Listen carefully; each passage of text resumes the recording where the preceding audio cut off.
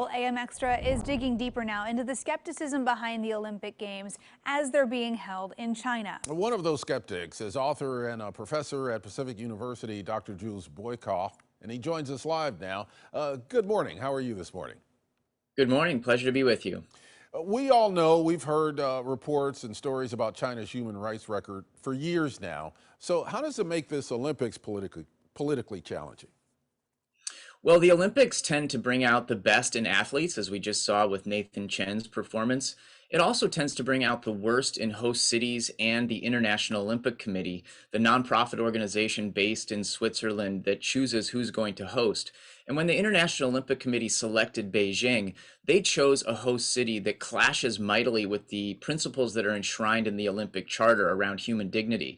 As your viewers will know, China has serious human rights problems when it comes to the Uyghur Muslim population in Xinjiang province, when it comes to how Tibetans are treated, when it comes to how democracy activists in Hong Kong are treated. And so that kind of political structure is undergirding everything we're seeing on our TV screens as we watch these Olympics. Yeah, it's certainly, I think, hard to say that it would just happen in a vacuum. You can't have the Olympic Games and this coming together of all these global athletes without taking a look at some of the global issues that all of our countries are still engaging in. So how can countries protest? How should countries protest and still participate in the Games? Is there a way to do that?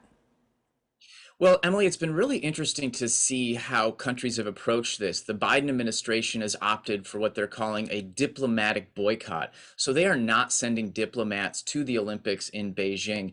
And the idea there is to try to undercut the possibilities of what a lot of people these days are calling sports washing, when countries use sports mega events like the Olympics or the Soccer World Cup to try to launder their reputations on the global stage. And so by undercutting that through not sending diplomats, you don't have all those grin and grip photo ops and so on.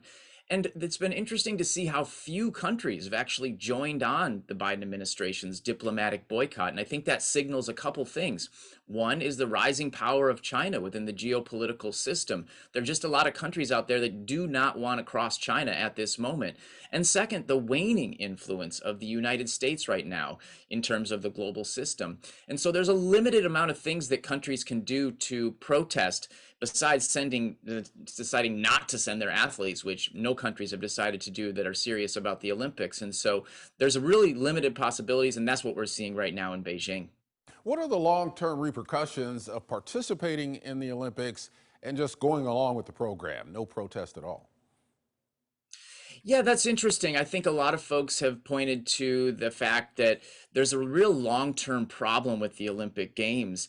It's not just necessarily Beijing, although that's certainly an issue, but there are serious problems that occur in every host city of the Olympics, whether it's London, England, Tokyo, Japan, Pyeongchang, South Korea, that include overspending, that include the militarization of public space in order to protect the Olympic spectacle, that include displacement and gentrification of working people in the city that wouldn't even be able to afford a ticket, and also greenwashing, talking a big green environmental game with very little follow through. And so it'll be interesting to see coming out of these Beijing Olympics that have been critiqued on human rights grounds, how those other critiques that I mentioned that are getting traction worldwide pick up and get more attention as we move toward the next Olympics in Paris, France. Yeah, we've certainly seen some of these conversations and issue-based discussions become larger parts of games in recent history, so hopefully that will continue. Dr. Jules Boykoff, thank you so much for joining us. Good to talk with you this morning.